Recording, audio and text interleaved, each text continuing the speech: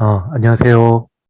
제가 지난번에 했던 강연에 대해서 정책평가단 여러분께서 여러 가지 질문을 주셨는데요. 어, 제가 받은 질문은 대략 7가지, 6가지 정도의 질문을 받았습니다. 6가지 질문에 대해서 제가 가능한 범위 내에서 대답을 해보도록 하겠습니다. 우선 첫 번째 질문은 최저소득보장제도가 잘 이해가 가지 않습니다. 기존의 기초생활수급자 생계급여와 근로장려금 등과 비교해서 자세한 설명 부탁드립니다라는 질문이 있었습니다. 우선 기초생활보장제도하고 근로장려금에 대해서 간단히 말씀을 드릴게요. 기초생활보장제도는 우리가 흔히 보충성의 원리라고 하는 원리에 의해서 운영이 됩니다. 즉, 모든 시민에게 보장해야 되는 소득의 최저선을 정해놓고요. 가구 소득이 그 최저선에 못 미칠 경우에 그 차이만큼을 급여로 지원하는 방식입니다. 따라서 소득이 그 최저선을 넘게 되면 더 이상 급여를 지급하지 않게 되죠. 이 때문에 노동을 통해서 소득을 얻을 요인을 감소시킨다라는 비판을 받기도 합니다. 그리고 무엇보다 현재 기초생활보장제도의 생계급여를 지급하는 최저소득 기준 자체가 기준 중위소득의 30%밖에 안 돼서 매우 급여 수준이 낮습니다.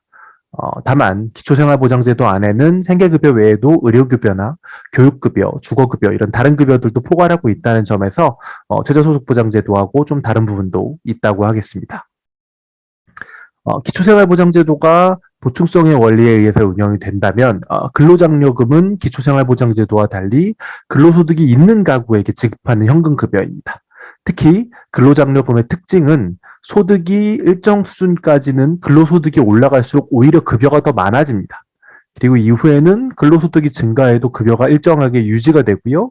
더 소득이 높아졌을 때 조금씩 급여가 감소하게 됩니다. 따라서 기초생활보장제도하고는 달리 소득 활동에 참여할 유인을 굉장히 강조하는 제도입니다.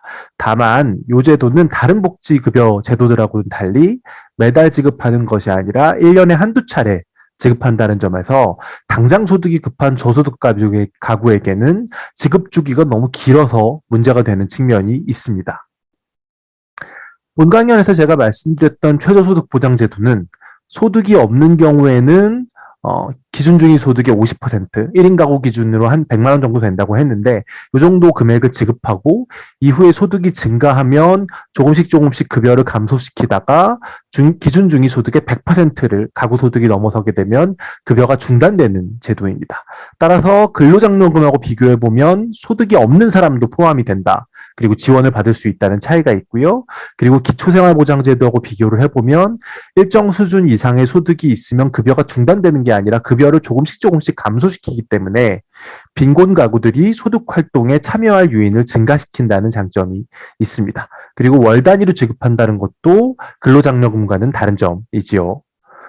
이렇게 보면 제가 강연에서 말씀드린 최저소득보장제도는 한편으로는 기초생활보장제도처럼 소득이 아예 없는 가구들까지 포함해서 지원하고 다른 한편으로는 근로장려금처럼 소득이 증가함에 따라서 급여 수준을 일정하게 점감시키는 제도를 취함으로써 소득 활동에 참여할 유인을 준다는 장점이 있습니다. 이렇게 보면 이 두 제도의 장점들을 모아놓은 셈인데 그러면 만약에 기초생활보장제도와 근로장려금을 그대로 두고 이 각각의 제도를 조금 더 관대하게 운영하면 제가 강연에서 말씀드린 최저소득보장제도하고 비슷한 거 아니야? 라고 생각하실 수 있을 것 같아요. 맞습니다. 사실은 비슷해요. 네, 아주 근본적으로 다른 월기로 지급되는 제도는 아닙니다. 즉 국민기초생활보장제도가 충분하게 관대하게 운영이 돼서 기준 중위 소득의 30%가 아니라 50%, 60% 되는 가구까지도 충분히 지원을 하고 그리고 근로장려금이 지금처럼 반기 단위로 지급되는 게 아니라 월 단위로 지급이 되면서 급여 수준이 적정 수준으로 올라간다면 이 두 제도를 합쳐 놓으면 제가 말씀드린 최저소득보장제도하고 거의 흡사한 제도가 되게 됩니다. 근데 문제는 이 두 제도 간의 연계가 잘 돼야 된다는 거예요. 아시다시피 우리나라 복지제도들은 일종의 신청주의 방식을 취하기 때문에 급여에 자격이 있는 사람이 신청을 하고 거기에서 자산조사에 대한 다양한 자료를 제출하고 이런 절차를 거쳐야 되는데 이게 두 개의 제도로 나누어져 있으면 그 연계가 잘 되지 않을 가능성이 좀 있습니다. 게다가 우리나라의 빈곤 가구들은 대개 실업했다가 저소득으로 취업했다가 또 실업했다가 이런 과정을 오가는 경우가 많기 때문에 사실은 이 두 개의 서로 다른 제도를 왔다 갔다 하게 될 가능성이 큽니다. 이렇게 본다면 이 두 제도를 각각을 충분하게 관대하게 만들고 난다면 서로 다르게 두는 것보다 통합적으로 운영하는 것이 장점이 있을 것이라고 생각을 하고, 그래서 최저소득보장제도는 이 두 제도를 충분하게 관대하게 만들고 통합한 방식으로 그렇게 설계해서 여러분들께 설명을 드렸다고 말씀을 드리면 이들 간의 공통점과 차이점을 파악하실 수 있을 것 같습니다. 제가 받은 두 번째 질문 역시 이제 이 최저소득보장에 대한 제도인데요. 제가 말씀드린 가구 중위 소득 100%와 본인 가구 소득의 50%를 보장하는 그 이제 최저소득보장제도 방식과 이재명 후보가 제시한 기본소득 월 8만 원 간의 차이가 뭐냐라는 질문이 있었습니다. 이 두 제도의 공통점이라는 게 있다면 사회보험하고 달리 노동시장에서의 지위, 그러니까 내가 과거에 돈을 얼마나 벌었었나, 이거하고 무관하게 빈곤한 개인이나 가구를 지원한다는 점에서는 공통점이 있습니다. 하지만 이 두 제도의 차이점이 상당히 큰데요. 가장 큰 차이점은 빈곤 가구를 과연 어느 정도 지원할 수 있느냐 하는 점입니다. 기본소득은 월 8만 원을 지원을 하죠. 따라서 아무리 빈곤한 가구라도 1인 가구라면 8만 원을 지원받게 됩니다. 물론 기본소득은 개인 단위로 지원되는 제도니까 예를 들어서 4인 가구라면 8만 원의 4배인 32만 원, 5인 가구라면 40만 원을 받을 수 있겠죠. 근데 문제는 요즘 가장 빈곤한 가구 중에는 1인 가구의 비중이 굉장히 높습니다. 그리고 전체 인구에서 전체 가구 유형 중에서도 1인 가구의 비중이 가장 크죠. 이렇게 보면 물론 월 8만 원도 빈곤 가구에겐 적은 금액이 아닙니다. 그럼에도 불구하고 제가 이제 최저소득보장제도로 말씀드린 중위소득의 50% 수준까지, 다시 말해서 1인 가구 기준으로 2022년에 기준 중위소득이 194.5만 원, 200만 원이 조금 안 되거든요. 그럼 1인 가구 기준으로 소득이 아예 없다면 100만 원까지를 지원받을 수 있는 최저소득보장제도하고 실제로 빈곤한 가구가 받을 수 있는 보장 수준의 차이가 굉장히 큽니다. 근데 이 두 제도에 소요되는 재원은 비슷한 수준이에요. 즉 같은 재원을 투입했을 때 진짜 빈곤한 가구가 얻을 수 있는 혜택이 굉장히 크게 차이가 난다라는 점이 기본소득과 최저소득보장제도의 차이입니다. 그러면 같은 재원을 투입하는데 왜 그렇게 보장 수준의 차이가 나냐? 이거는 이제 우리가 잘 아는 것처럼 기본소득은 자산조사를 거치지 않고 모든 국민에게 지급을 하기 때문입니다. 사실은 자산조사를 거치지 않는다는 것은 그 자체로 보면 장점이라고 볼 수 있어요. 그렇기 때문에 만약에 기본소득을 우리가 월 100만 원 정도 모든 개인에게 지급을 하고 누진적인 조세를 통해서 재원을 조달한다면 아까 말씀드린 최저소득보장 역시도 가장 많이 줄 때 100만 원이라고 했으니까 그거보다 더 훌륭한 제도가 될 수 있을지도 모릅니다. 보장 수준은 비슷하거나 오히려 이제 1인 단위로 기본소득은 개인 단위로 지급이 되니까 더 높은 수준을 보장하면서 자산조사에 소요되는 행정비용도 없어지고 빈곤층에 대한 낙인감도 없어지기 때문이죠. 그런데 월 100만 원의 기본소득을 지급하려면 연간 620조의 재원이 소요됩니다. 2019년에 한국의 사회복지 총재정이 234조 정도 됐거든요. 근데 기본소득 하나에 600조가 넘는 재원을 투입해야 된다는 거죠. 절반으로 깎아서 월 50만 원을 보장하려고 해도 기본소득에 소요되는 재원이 연간 310조 정도 됩니다. 역시 2019년 기준에 2020년 기준으로 봐도 마찬가지일 거예요. 한국의 사회복지 총재정보다 더 많은 돈이 이 하나의 프로그램에 들어간다라는 거죠. 그렇게 생각한다면 이 막대한 재원을 조달하기도 쉽지 않고 이 재원에 대한 사회적 동의도 얻기가 어렵다라는 것이 기본소득이 실제로 최저소득보장 수준으로 빈곤층을 지원하기에 한계가 있다라고 볼 수밖에 없는 측면인 것 같아요. 결국은 저는 조금 더 현실적인 해법은 불가피하게 자산조사를 거치더라도 상대적으로 소득이 낮은 가구에게 재원을 집중하는 제도라고 생각을 합니다. 최저소득보장제도는 바로 이런 취지로 제안을 한 것이고요. 사족을 조금 달자면 제가 강연에서 말씀드린 중위소득 기준으로 하고 중위소득과 중위소득의 50% 사이의 차액을 지원해주는 이런 이제 그 설계 자체는 이런 방식의 제도에 대한 구체적인 설계에 대한 예시였고요. 실제로 이 제도를 우리가 현실에서 운영한다면 동원 가능한 재원이나 사회적 합의 수준을 고려해서 다양하게 응용할 수 있을 것이라고 생각을 합니다. 다만 재원을 너무 많이 고려하게 되면 우리가 보장 수준을 충분하게 할 수 없을 가능성이 크니까 우리가 적어도 사회권적인 측면에서 빈곤 가구에게 뭐 예를 들면 1인 가구면 월 100만 원 혹은 월 80만 원 이 정도 수준 이상은 지원해야 된다라는 기준을 분명히 가지고 어느 정도 관대한 자산조사를 거치는 제도를 설계한다면 실현 가능한 최저소득보장제도가 되지 않을까. 그리고 그것이 기본소득이 가지고 있는 고민, 노동시장에서의 어떤 지위가 복지제도에서도 다시 재생산되면서 정말 필요한 사람들이 배제되는 문제를 대응하는 데 있어서 조금 더 실현 가능한 현실적인 방법이지 않을까 이런 생각을 하고 있습니다. 제가 받은 세 번째 질문은 조금 다른 각도의 질문입니다. 이 질문에서는 문재인 정부도 사회서비스공단을 통해서 공공 일자리를 대폭 확대하려고 했었지만 민간 업체들의 강력한 저항으로 인해 좌절되었다. 그래서 공공부문에서 양질의 일자리를 창출한다라는 게 맞는 말이지만 현실적으로 이를 실현시키기 위해 넘어야 할 과제가 너무 많지 않냐, 이거 어떻게 해결할 수 있느냐라는 질문이었습니다. 제가 강연을 통해서 주로 말씀드린 내용은 정책이었죠. 어떻게 하면 우리가 더 나은 사회를 만들 수 있을 것인가, 어떻게 하면 불평등에 더 잘 대응할 수 있을 것인가, 이런 거를 말씀을 드렸고요. 이 질문은 정치에 대한 질문입니다. 정책은 정치를 통해서 실현되는 것이니만큼 정치 없는 정책은 공허하다고 생각합니다, 저도. 그렇기 때문에 이 질문이 굉장히 좋은 질문이라고 생각을 하는데요. 다만 제가 복지 정책을 연구하는 사람이지 정치를 연구하는 사람이 아니라서 좀 좋은 대답을 하는데 한계는 있을 것 같습니다. 그래서 다소 설익은 의견일 수 있다는 걸 전제로 이 문제에 대한 제 생각을 조금만 말씀을 드리겠습니다. 우선 질문에서 예로 드신 사회서비스 공단의 경우에 민간 이해관계자들의 반대도 물론 있긴 했죠. 하지만 그거보다는 사실 집권당이나 정부의 이 정책에 대한 의지가 그렇게 높지 않았던 게 아닌가라는 생각이 저는 사실 좀 듭니다. 왜냐하면 민간 이해관계자들하고의 충돌은 어느 정도 예측할 수 있는 것이었고, 그리고 정부가 분명한 의지가 있었다면 한편으로는 세부적 조정을 통해서, 다른 한편으로는 규제적 권한을 통해서 충분히 대응할 수 있었을 것이라고 보거든요. 그럼에도 불구하고 이 문제를 좀 해결하지 못한 것은 조금 더 근본적인, 그러니까 민간 이해관계자의 반대보다도 조금 더 근본적인 어려움이 있지 않냐라고 생각을 합니다.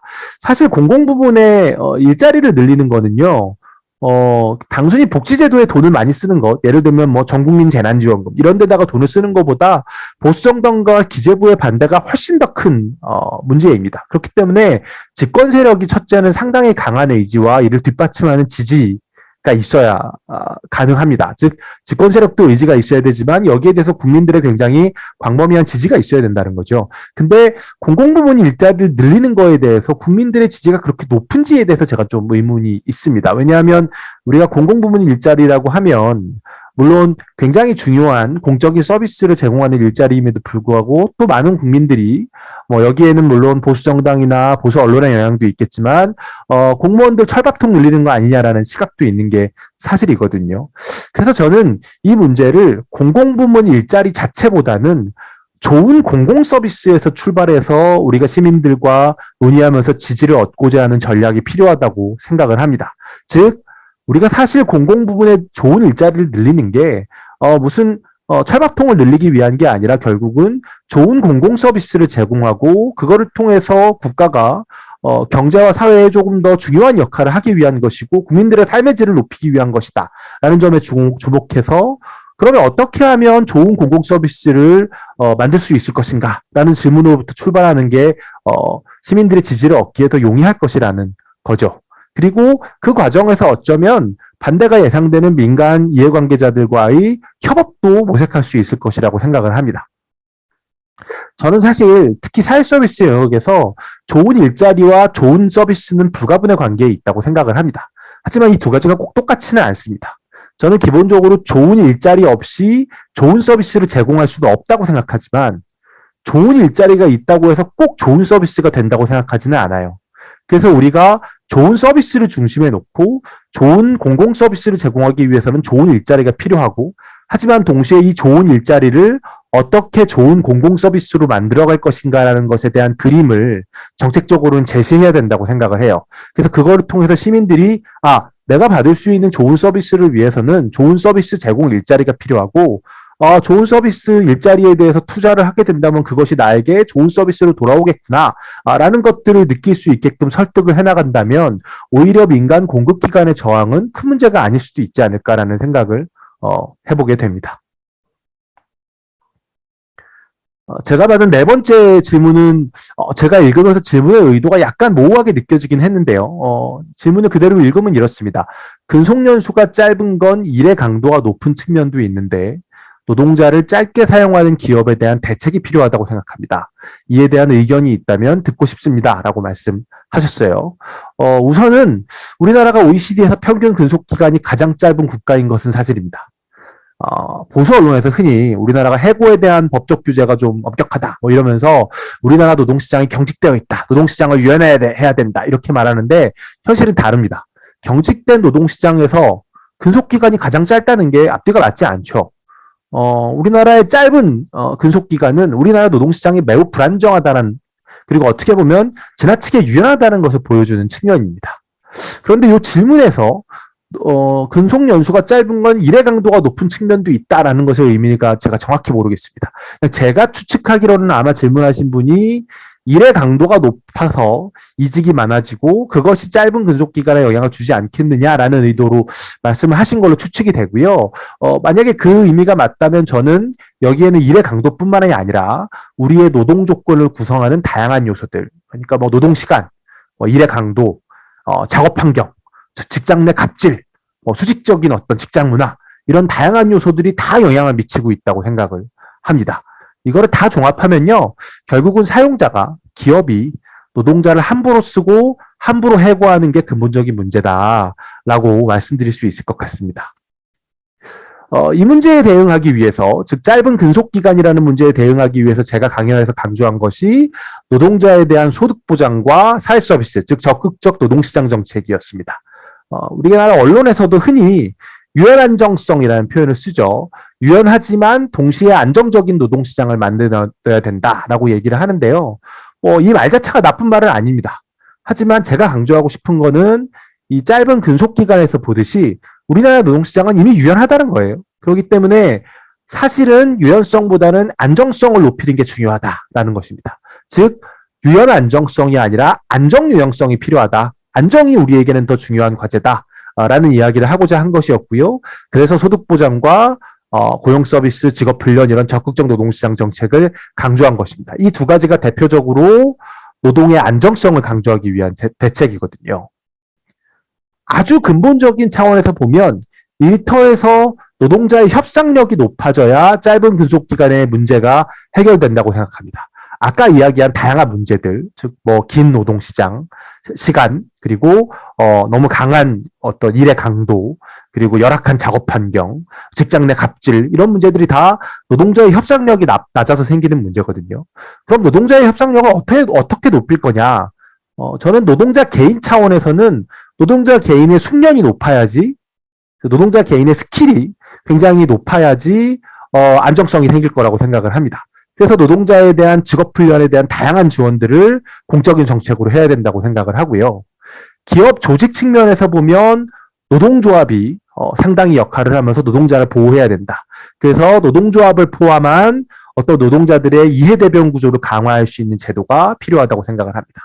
그리고 전체 사회적인 수준에서는 제가 강연을 통해서 강조한 것처럼 노동시장에서의 안정성을 높이기 위한 노동자에 대한 소득 보장이나 다양한 사회 서비스들, 즉 적극적 노동시장 정책들을 잘 갖추는 것이 노동자의 협상력을 또한 높일 수 있을 것이라고 생각을 합니다. 물론 직접적으로 단기간 고용하고 해고하는 기업들을 규제하는 제도를 강화하는 방법도 생각해 볼 수는 있습니다. 근데 경험적으로 보면요, 우리나라의 경우에도 그렇고, 예를 들면 기간제법 같은 게 경우가 그런 사례죠. 그리고 해외의 사례를 봐도 그렇고, 직접적으로 고용기간을 규제하려는 어떤 법적인 규제가 성공적으로 운영된 사례가 많지는 않은 것 같아요. 왜냐하면 기업들은 어떻게든 방법을 찾아서 규제를 우회하고, 규제 기간도 상당 부분 기업들에게 포획되어 있기 때문입니다.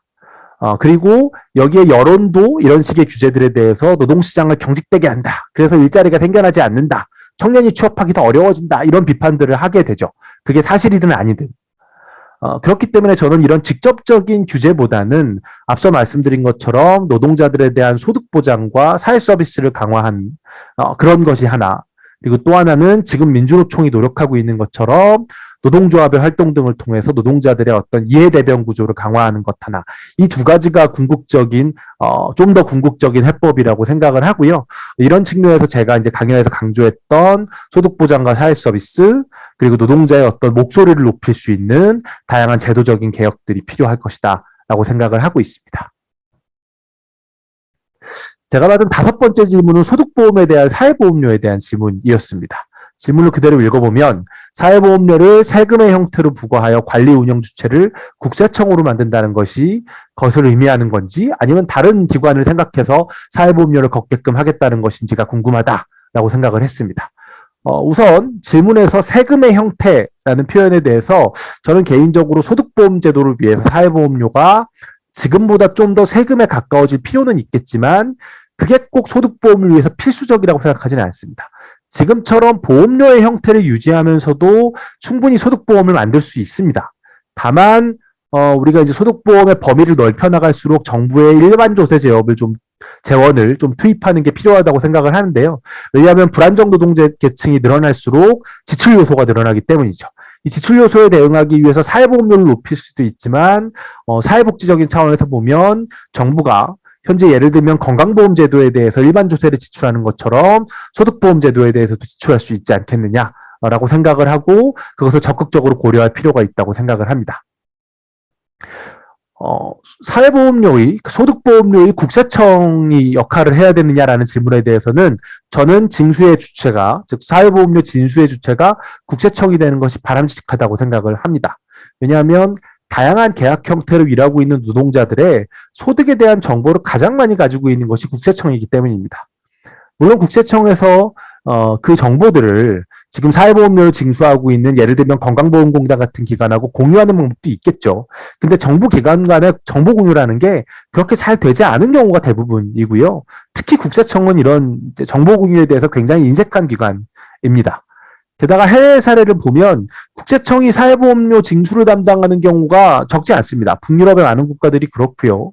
그렇기 때문에 사회보험료 징수 과정에서 국세청이 지금보다 훨씬 더 중요한 역할을 하는 것, 그리고 궁극적으로는 아예 사회보험료 징수의 주체가 되는 것이 저는 굉장히 소득보험 체계에서 그리고 앞으로 이제 다양한 형태로 일하고 있는 노동자들에 대한 소득 파악 체계를 강화한다는 측면에서 굉장히 바람직한 방법이라고 생각을 하고요. 그래서 이 질문에 대한 답은 국세청이 사회보험료 징수 역할을 하게끔 계약을 해나갈 필요가 있다. 그리고 그 과정에서 국세청이 가지고 있는 여러 소득 정보를 통해서 소득 파악 체계를 강화해 나갈 필요가 있다. 이렇게 생각을 하고 있습니다. 자, 이제 6번째 마지막 질문에 대해서 말씀을 드리겠습니다. 질문의 내용은 다음과 같습니다. 강의 자료 중에 사용자가 없는 노동자라는 표현이 있는데 사용자가 없는 노동자를 어떤 직종이라고 볼지에 대한 근본적인 문제가 있다고 생각을 합니다.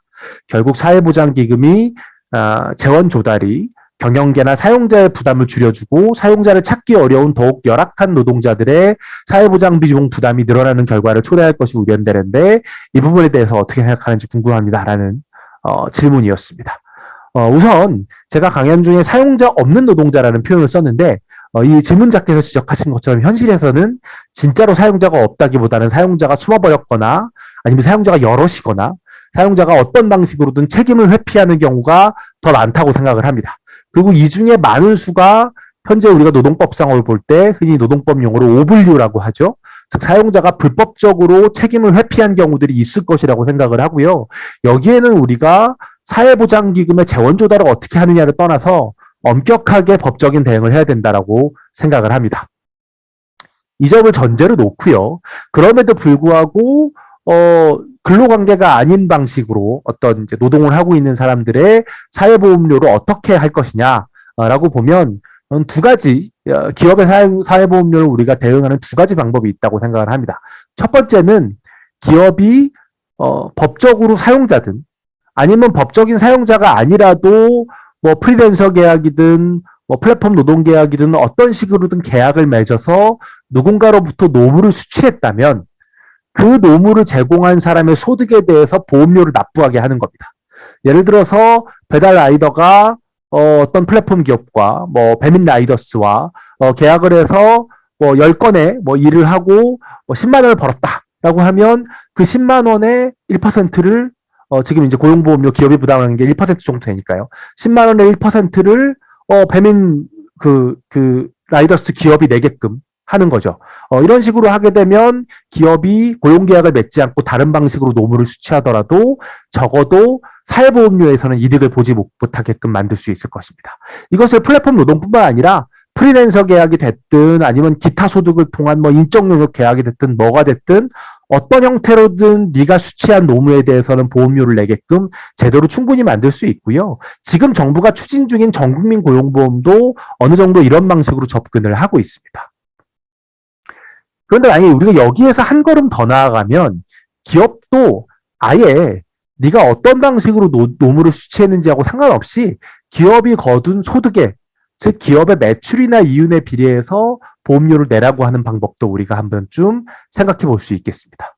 이렇게 하면 사회보험료가 기업 입장에서 거의 세금에 가까워지게 되죠. 앞선 질문에서 세금에 가까운 사회보험료라는 표현을 할 때 만약에 우리가 기업에게 기업의 매출이나 이윤에 비하는 사회보험료를 내게 하면 세금에 가까워지게 될 거예요. 그런데 이렇게 방법을 설계하기에는 어려운 점이 조금 있습니다. 왜냐하면 기업의 실제 소득은 이윤이거든요. 근데 기업의 이윤에 비례해서 보험료를 내게 할 경우에 사실은 절반 이상의 기업이 이윤이 없습니다. 손실이 나고 있는 기업들이 굉장히 많고요.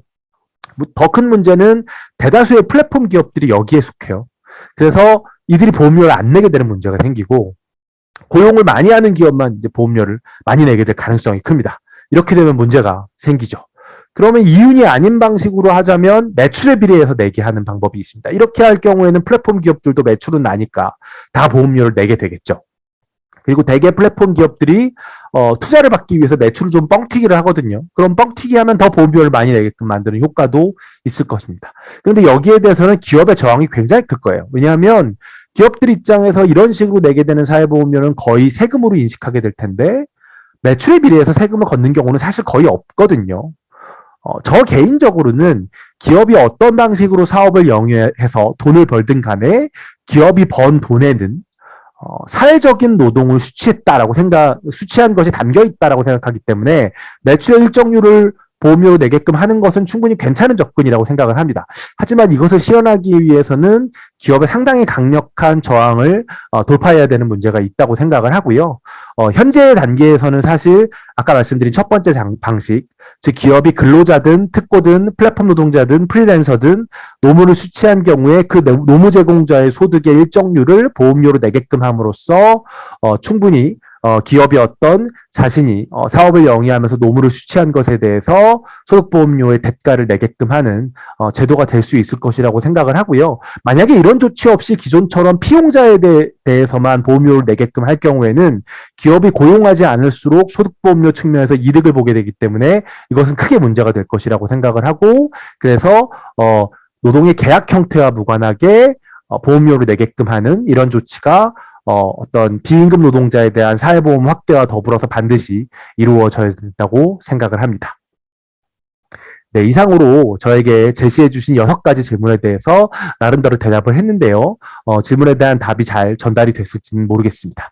어쨌든 저의 부족한 강연 들어주시고 또 이렇게 여러 가지 좋은 질문들 해주셔서 감사드리고요. 다음에 다른 기회에 또 뵙도록 하겠습니다. 감사합니다.